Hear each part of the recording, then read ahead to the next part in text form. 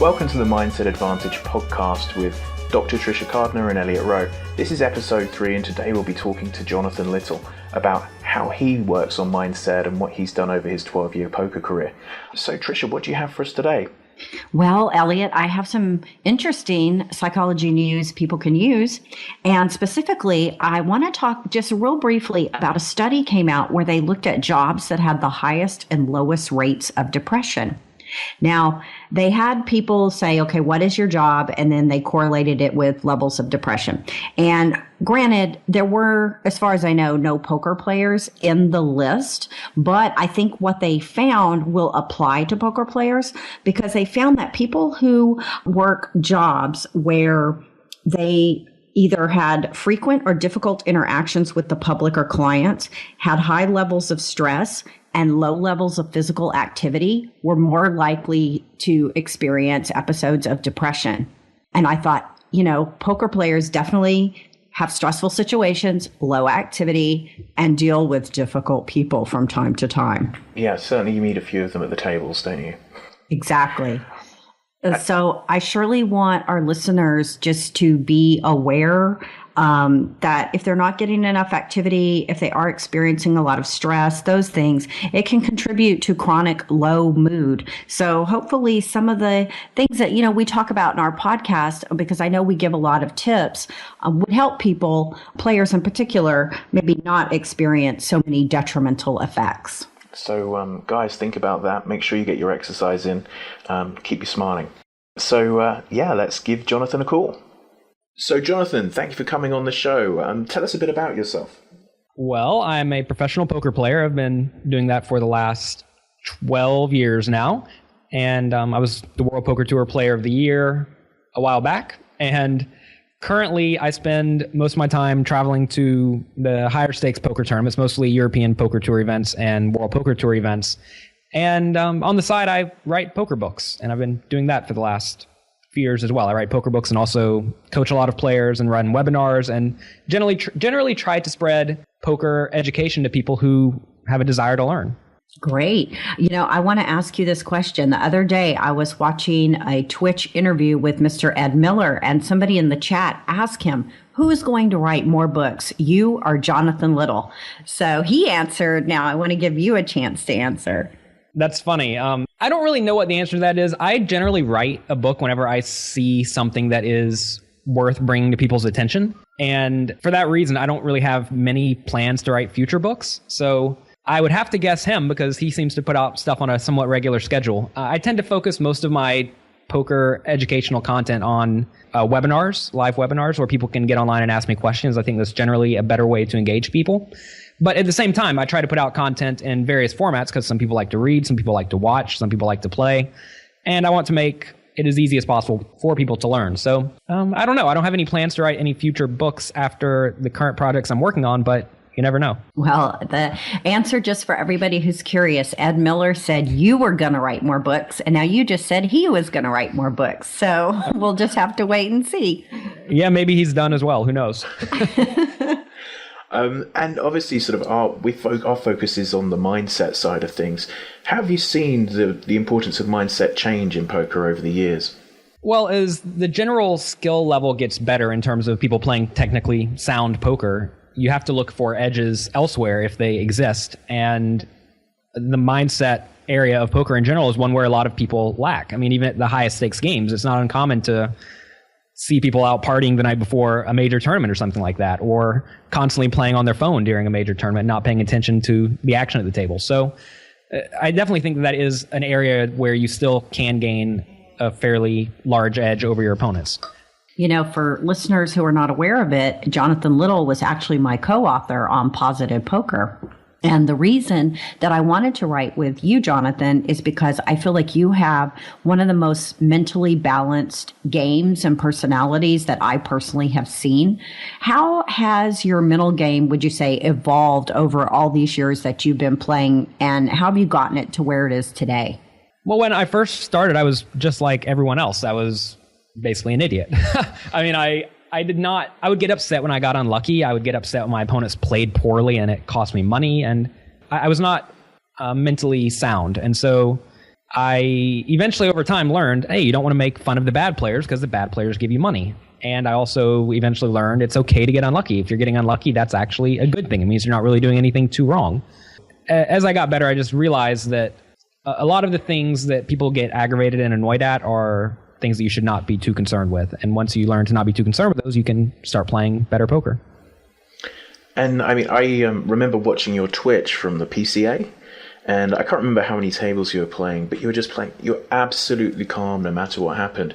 And a lot of the MTT guys, they're getting stressed as they go deep in a tournament and they, hit a bad beat and they go out, but you look completely calm. Is that how a normal session is for you? Yeah, that's a pretty standard session. I suppose in that session I lost a decent amount, if I remember right, and that's usually my typical losing reaction. I just really don't mind that much. I recognize when I load up 50 tournaments on a random Sunday online, I'm probably going to lose 45 of them, and that's going to happen. So if I know that's going to happen, why should it make me unhappy whenever it does happen? I just love the way you are one of the more logical players, and you just are so logical. How important is it that players have that good, math based in order to be more logical?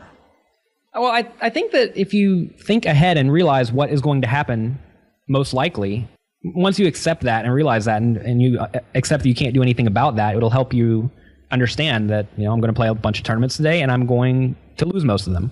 Or whenever you win a major tournament, if you realize, hey, I'm supposed to win this tournament 1 in 300 times, and this was my 1 in 300 times, so I won. You shouldn't be too incredibly happy or think you're all of a sudden the best player in the world. So I think if you understand a lot of the even basic math behind the game, you learn to stop caring about the results so much. And I think the results are generally what drive people crazy. They get unhappy when they lose. They get unhappy when they get sucked out on in a big hand or something like that. And you can't do anything about it. So don't worry about the things you can't do anything about. And interesting there, do you think that the sort of the over celebration when winning is part of the sort of tilt as well? So somebody suddenly thinks that I'm the best in the world, I've taken this tournament down.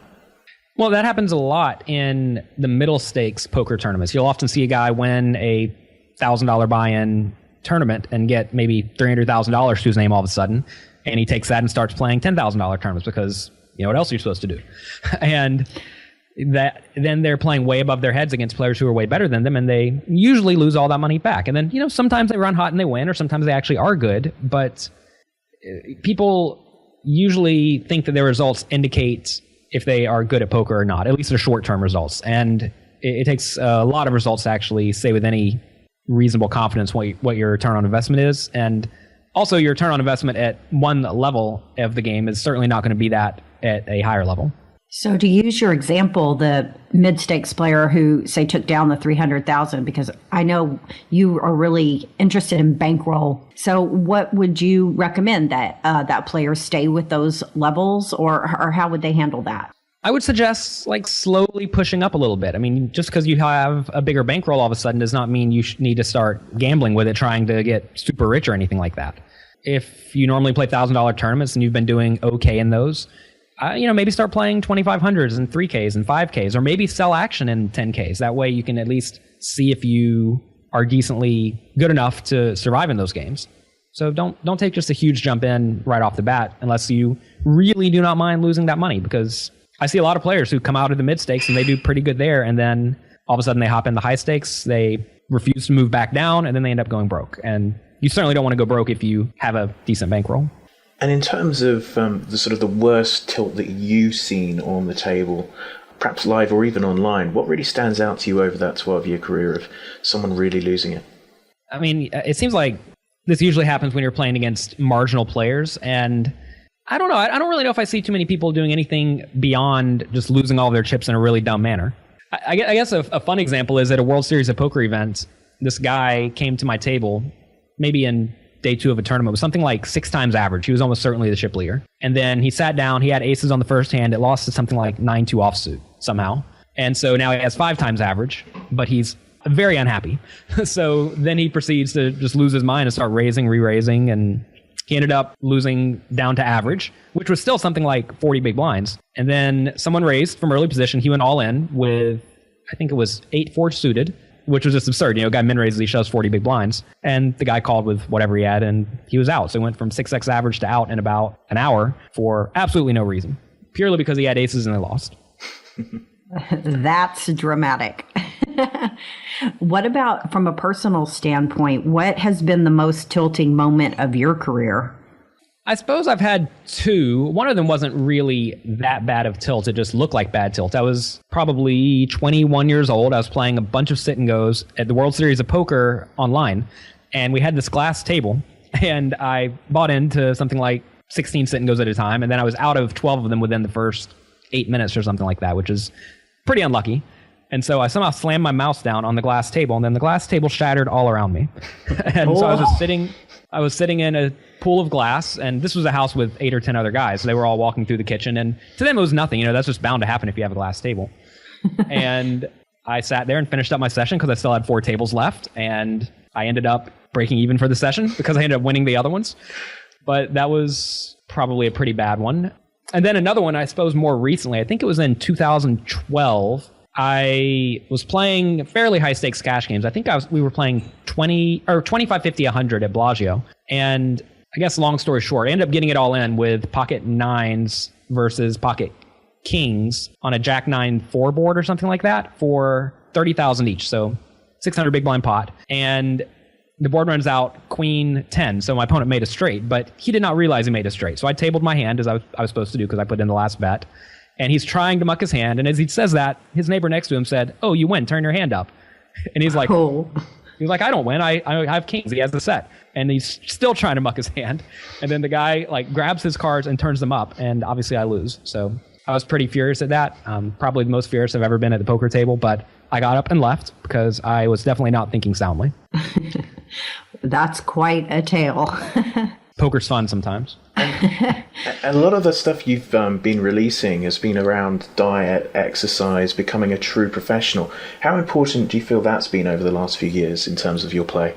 It's difficult to say because the changes you see are often very slow and you don't really, at least I personally don't notice them as they are happening, but I can look at pictures of myself 5 years ago and be like, oh, wow, I looked completely different.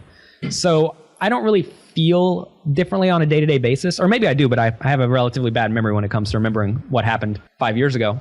But if you look at a lot of the highest stakes poker players, a lot of them are in very good shape. And if you look at the best people in the world and they're all in good shape, there's probably something to it. So I've made a point to get in good shape, and one of my current goals is to continue getting in better shape. So I'm continuing to take steps to do that. It's definitely something I've noticed in terms of the highest stakes players I deal with generally have an exercise regime in place. They're in good shape. They watch their diet. A lot of them do yoga. It definitely seems to be a theme in terms of people who are very successful take the whole game seriously, including their health. Yeah, I mean, I think if you are someone who aspires to be great, you want to look at what the great poker players are doing and at least somewhat model yourself after those. How do you feel things like, say, meditation or hypnosis can fit into an aspiring player's regime? Well, I listen to Elliot's MP3s. He has some pregame and break MP3s that I listen to whenever I play poker on a regular basis, especially when things are somewhat going poorly. I will definitely listen to them.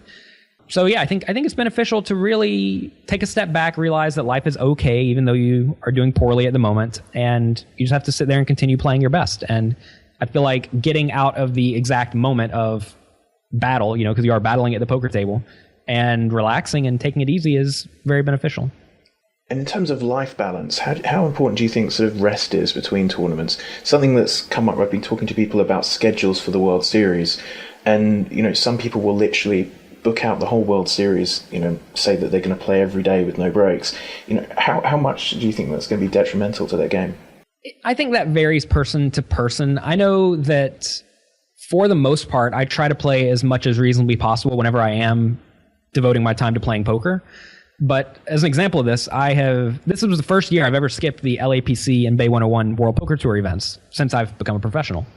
And the reason for that is because right after those events, there's a European Poker Tour event in Malta, which is halfway across the world, that's going to be higher volume. So I can go there and play more tournaments in a shorter period of time. So I could have played that whole stretch, but it would have been about a 5-week stretch of constant playing. And I decided that I probably don't need to be doing that to myself. And I also have other stuff going on, like various book projects I needed to work on. So I decided to take the 3 weeks of the California swing off and instead focus on just the one tournament stop. In the past at the World Series, I actually have played pretty much every day. I try to play most No Limit Hold'em and PLO events. But this year I have it on my schedule. I must take at least a weekend break at some point. And I'm also not going to play various games that I probably don't have much of an edge in. Like, I'm not going to play random horse games for fun. So I'm going to try to not play any poker unless I have a good reason to. And also I'm going to make a point to take at least some sort of a trip away from Vegas. And what made you decide to do that? Is this just something you're testing out, or is it something that you've heard from other people?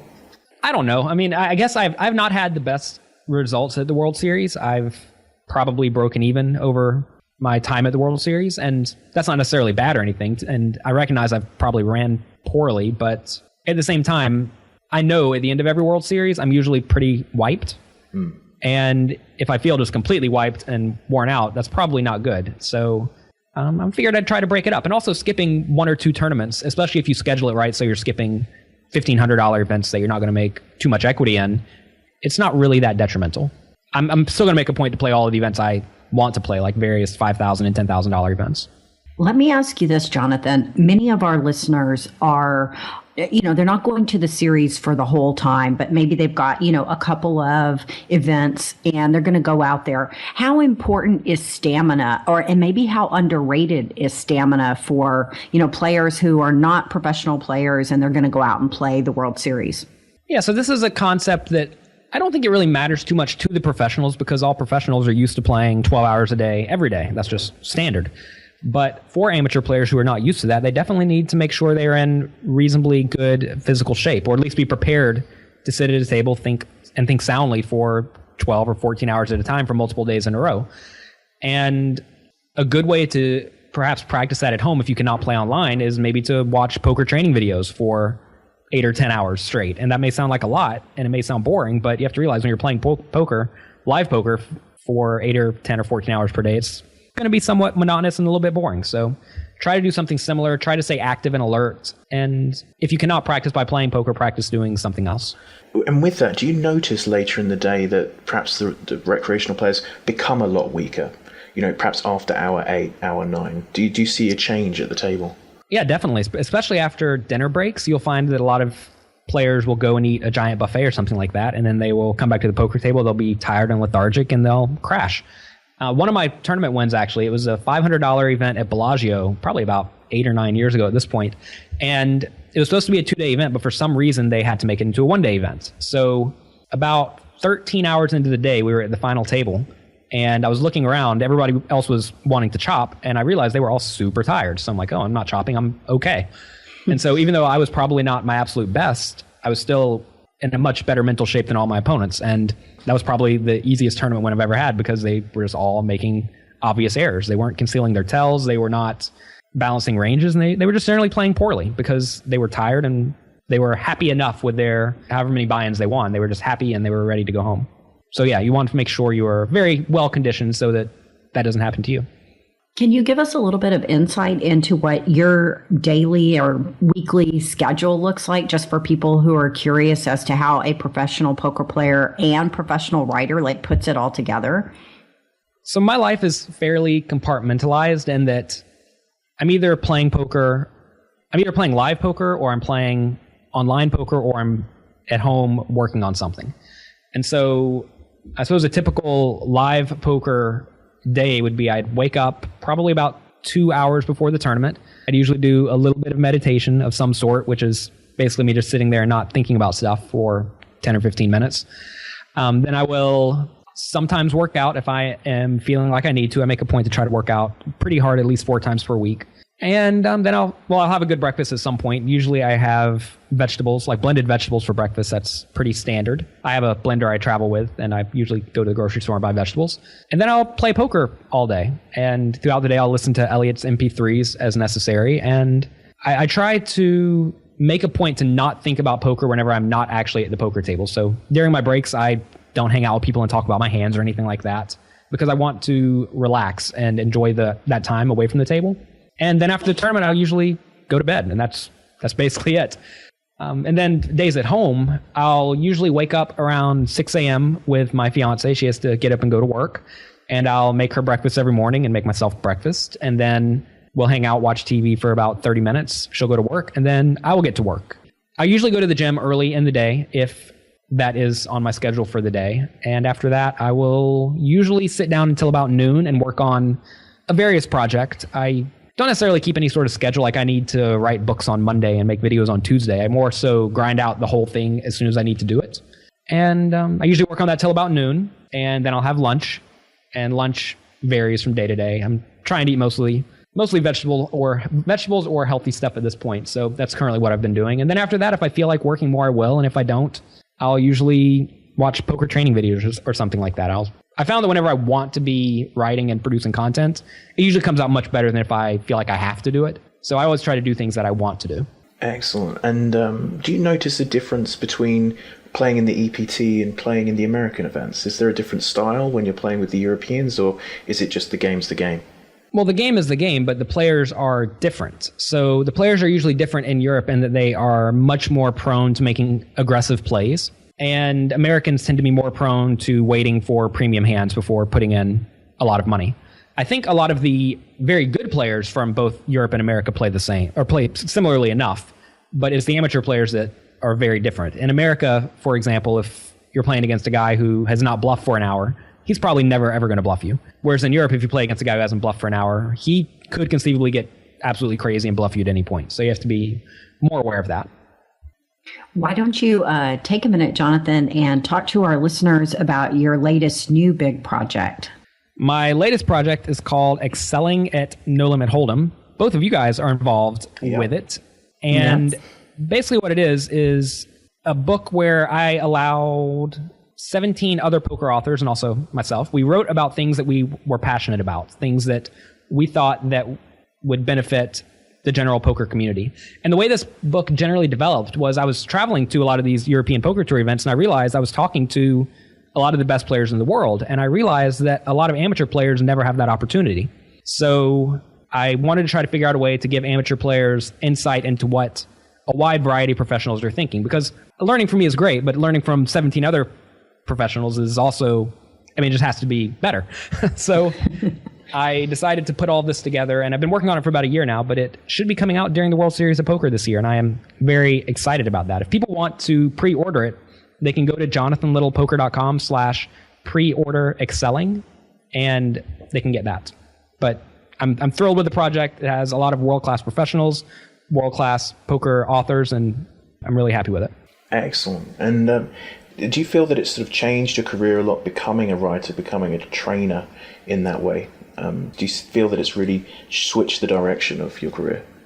I think the most beneficial thing I get out of poker training is that I realize the problems that people are having. And if I know something that the general amateur player is having a problem with, I can then make a point to put them in more of those spots. And also, I've learned how to quantify and sort of explain my general strategies. And I think a lot of poker players, whenever I talk to them, they don't really know why they are doing what they're doing. And what that means is that they have likely developed a default strategy that they somewhat follow, and it happens to be working in the environment they're currently in.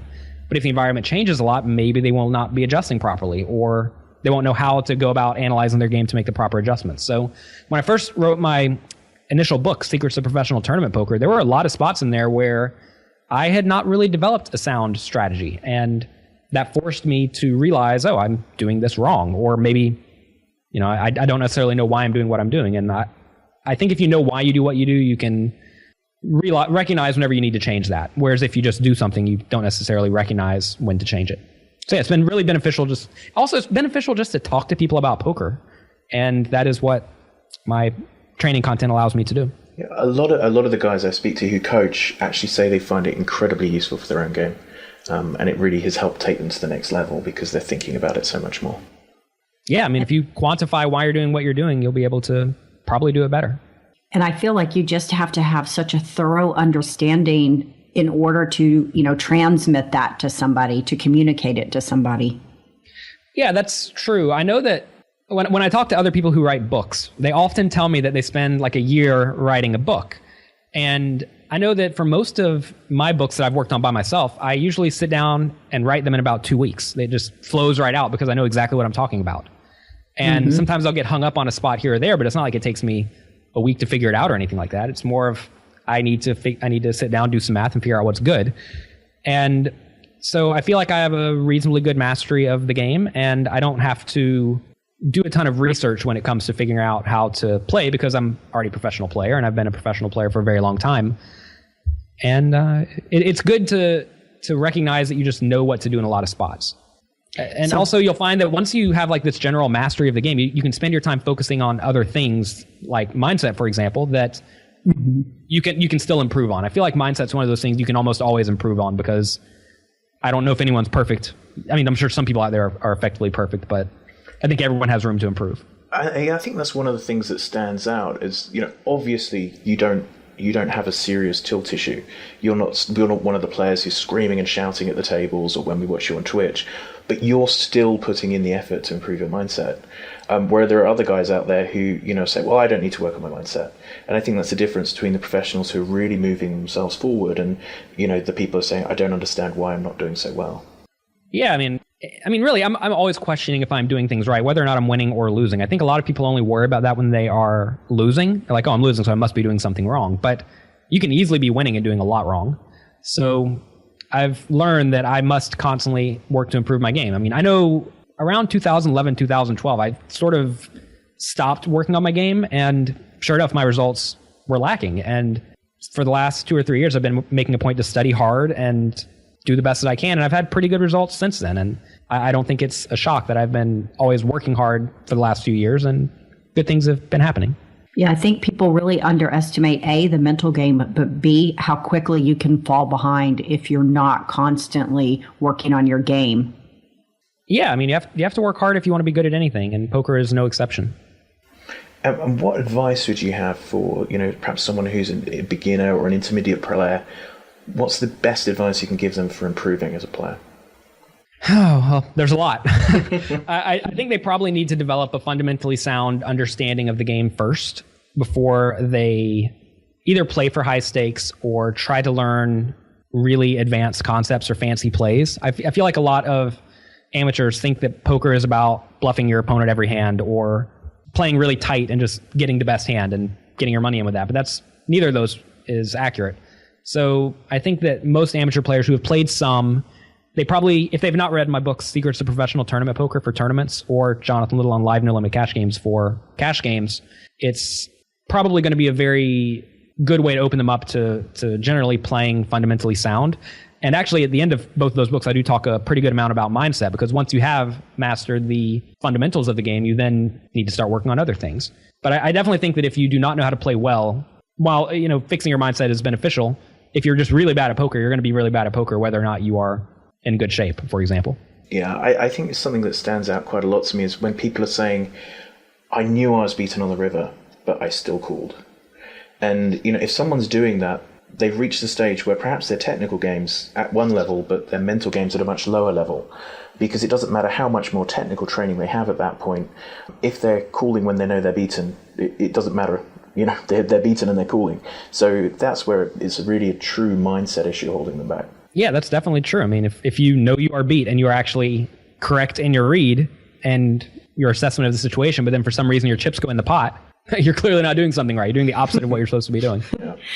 Yeah. That kind of makes me think of something too, and it actually relates back to what we were talking about earlier. We have a lot of listeners who are going to the series who are more, amateur players or intermediates. When people go and they have a short time frame, oftentimes they do this thing that I think is tilty, because they feel like I only have a short amount of time to play in and I have to play as many hands as possible and just really push it. Do you know what I'm talking about? Yeah, I think I actually generally hear the opposite more of I am only going to go play 3 tournaments, so I have to make a point to last as long as I can in them. Oh, yeah. I can see that too. Right. So they want to maximize their time at the table. And if that's the case, they're really opposed to going broke. And that actually comes up a lot whenever I'm talking to amateur players. They're like, oh, I really don't want to go broke here because I can't play another tournament. And they almost act as if professionals don't care as much about their tournament buy-ins because they can play another one. But I don't really think that's necessarily true. It is true they get to play again. But at the same time, everyone's trying to maximize their equity in each tournament. You have to realize if you are making plays that decrease your equity, you're not going to win as much. And going broke is part of playing poker tournaments, so you have to accept that that's part of it. But yeah, like you were saying, Trisha, the same thing with the people who want to play every hand and make the most out of it by playing every hand that they have the opportunity to. That's also a leak. I think you just have to go into a poker tournament as if this is just another poker tournament. I'm going to play my best, and that's all you can do. And that's how I approach it, and I think that's how most professionals approach it. Yeah, I mean, some very, very sound advice there. And where can people find out about you? I have a little site where I post a post each week, usually about topics on my mind. And also I post a free week podcast there. It is at jonathanlittlepoker.com. And they can also follow me on Twitter at Jonathan Little. Perfect. Well, thank you so much for coming on. And hopefully our listeners will go and have a look at your website. Thanks a lot. Yeah, there's a lot of free content on the site if people go there and check it out. I think it's a really good way to get introduced to poker educational content if you have not. And it's a good way to do it for free. Absolutely. Perfect. Well, thank you so much. And we'll talk to you soon. Sounds good. Thanks for having me. Cheers. Thank you. So, Trisha, where can people find out about your services and your books? Well, they can go ahead and follow me over on Twitter at Dr. Trisha Cardner. And you can find my books on Amazon.com. And I make mental game training videos at redchippoker.com. And if anyone's interested in seeing my services, I'm on pokermindcoach.com. So next episode, we have Mark Herm coming on the show. He's also known as Dipthrong, and he's just had back-to-back F-Tops League. He's the winner back-to-back years. So he's going to be talking about mindset, how it's affected him over his career, both live and online, and giving a lot of tips for how people can improve. So we look forward to talking to you all then. Bye. We'll see you next time.